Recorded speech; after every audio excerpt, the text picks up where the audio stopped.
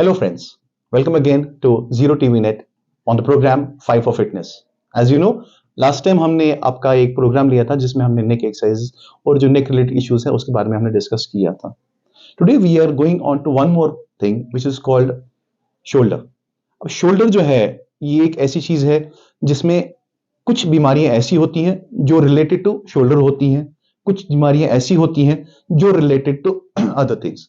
For example, if a person is having cervical pain और chronic यानी कि काफी देर के बाद उन्होंने वो शोल्डर मोबिलाइज नहीं किया है तो हमारा एक कंडीशन बन जाता है, we call it frozen shoulder. कभी कभी ऐसा भी हो जाता है कि एक पेशेंट जिसका कभी फ्रैक्चर ऑफ एल्बो या फ्रैक्चर ऑफ रिस्ट या कोई भी किस्म का फ्रैक्चर हो, तो even though that is not related to your shoulder but वो काफी देर तक शोल्डर को इमोबिलाइज करते हैं, again you will have problems with the shoulder and we call it again frozen shoulder, जहां पे रिस्ट्रिक्शन ऑफ मूवमेंट्स हमारी हो जाती है. कभी कभी हमारा ऐसे भी हो जाता है, इट्स कॉल्ड इडियोपैथिक. अगर हम किताबें लें तो किताबें ऐसे बोलती हैं frozen shoulder is a condition जब अचानक कभी किसी चीज में हो सकता तक, and usually like after 42 to 60 या कभी भी it can come on itself and it can go again, but it is a very painful condition, बहुत दर्द देता है और आपकी जो मूवमेंट्स होती है बड़ी रिस्ट्रिक्ट हो जाती हैं. तो ये शोल्डर हम आज कंसिडर करेंगे. और कभी कभी ऐसा भी हो जाता है पर्टिकुलरली फॉर स्पोर्ट्स पर्सनल, वो जब थ्रोइंग एक्टिविटीज करते हैं या कुछ मूवमेंट्स करते हैं, तो जैसे आप देखते हैं ग्राउंड पे अचानक वो थ्रो मारा या कुछ आपने डाइव किया तो आपके शोल्डर में जोर आ सकता है, रोटेटर कफ मसल्स है वहां पे जोर आ जाता है. कभी कभी ऐसा भी हो जाता है इन्फ्लेमेशन ऑफ योर सबक्रोमियल बर्सा, जिसकी वजह से आपका जो है शोल्डर में इंपिंजमेंट हो जाता है. Impingement means I am not able to lift my shoulder properly, तो again I will not be able to do the movements and again I can land up into frozen shoulder.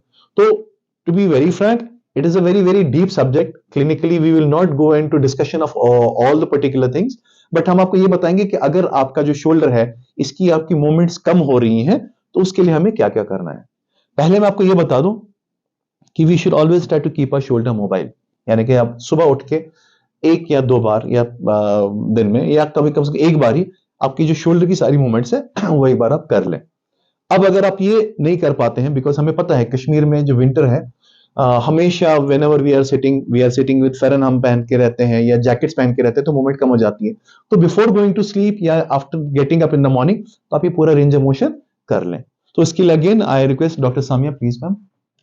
हमारा जो movement है यानी कि flexion, ये यानी कि जब बाजू ऊपर उठाते हैं ये रिस्ट्रिक्ट हो जाता है, एबडक्शन ये रिस्ट्रिक्ट हो जाता है और जो इंटरनल रोटेशन है ये रिस्ट्रिक्ट हो जाते हैं. बट जब हमारे पास फिजियोस के पास पेशेंट्स आते हैं शोल्डर के, तो कभी कभी हमारे पास 3-4 पेशेंट बैठे होते हैं, तो वो पेशेंट बोलते हैं आपने डॉक्टर साहब हमारा ट्रीटमेंट किया लेकिन कल मुझे बहुत ज्यादा दर्द था. हम उनको फिर बताते हैं कि जो हमारे बाकी सारे पेशेंट आते हैं हम वहां पे इनको ये बोलते हैं कि आपका पेन दिन ब दिन कम होना चाहिए, बट सिर्फ आप एक ऐसी कैटेगरी है जिनका दिन ब दिन हो सकता है पेन बढ़ जाए, because the shoulder is restricted. जब हम मूवमेंट करेंगे तो वहां पे जोर आएगा और जब तक उसमें जोर आएगा नहीं, जब तक आप उसको स्ट्रेच करेंगे नहीं, तब तक वहां पे वो कैप्सूल जो एडिशन जो है वो खुलेंगे नहीं.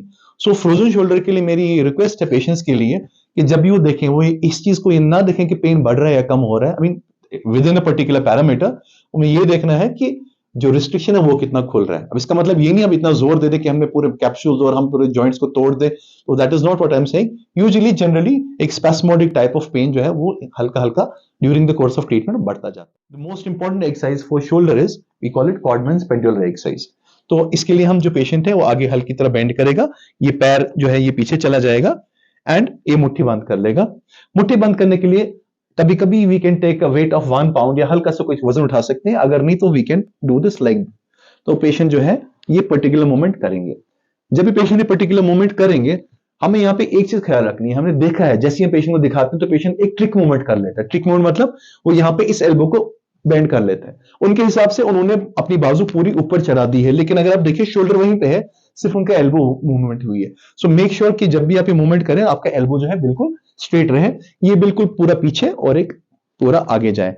It is called Codman's pendular exercise. Pendular means एक पेंडुलम जो होता है क्लॉक में वो एक रिदमिक मोशन में चलता रहता है आगे पीछे, वो रुकता नहीं है. इसीलिए जब हम ये मूवमेंट करेंगे it should flow like water, पूरा आराम से ये आगे और पीछे जाना चाहिए एक रिदमिक ऑसिलेटरी मूवमेंट में.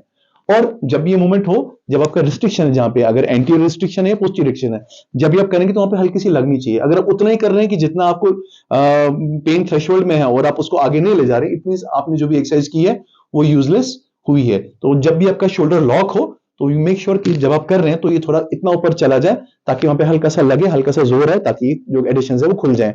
और अगर आप इसलिए सिर्फ कर रहे हैं क्योंकि आप मेंटेन करना चाहते हैं, देन वहां पे तो लगने की कोई जरूरत नहीं है, वहां पे आप जो पूरा आपका रेंज है वो खुल जाएगा। So that is one exercise. Second, doctor साहब please come here again, facing the wall.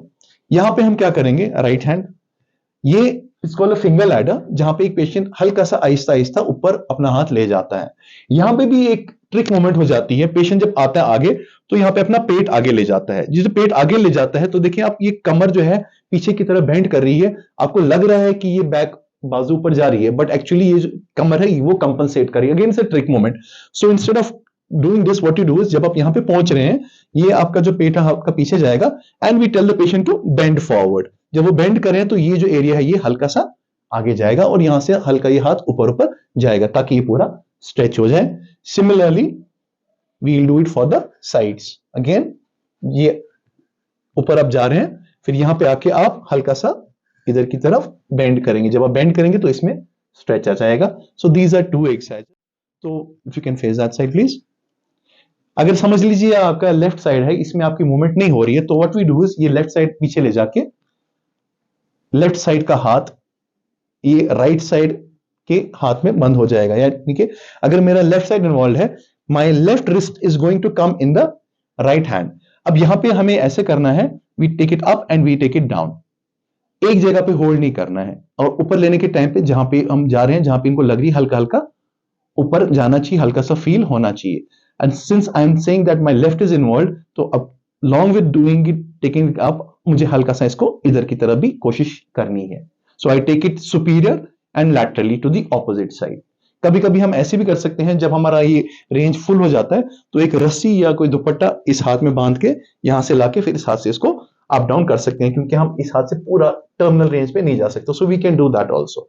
Now what I have to tell you is, जब भी आपका कोई शोल्डर इन्वॉल्वमेंट होती है, आपका जो फ्रोजन शोल्डर होता है, make sure that you don't sit mean sleep on that side. उस साइड से सोइएगा नहीं, क्योंकि उसमें एग्रीवेट हो जाती है कंडीशन। काफी काफी लोग ऐसे बोलते हैं, हमें उस टाइम पे बड़ा आराम मिलता है, फिर जब उठते हैं तो दर्द बढ़ जाता है। So avoid that, that is one part.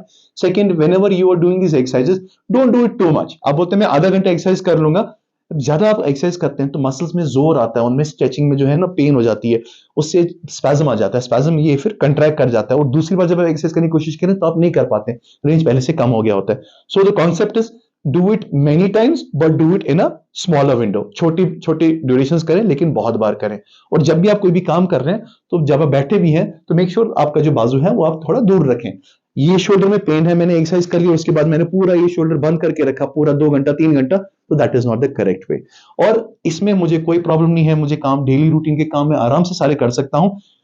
Even झाड़ू पोंछा जो हमारी फीमेल्स करना चाहते हैं, या ऊपर कोई भी चीज उठाना चाहते हैं, not an issue. Only thing is try to avoid lifting weight, because when you are lifting weight, तो अगर ये सर्वाइकल कंपोनेंट है तो नर्व में स्ट्रेच आएगा, और अगर वहां पे कुछ शोल्डर में इन्वॉल्वमेंट की कोई मसल थी उसमें जोर आ जाएगा। So instead of taking up weight, do the normal exercises.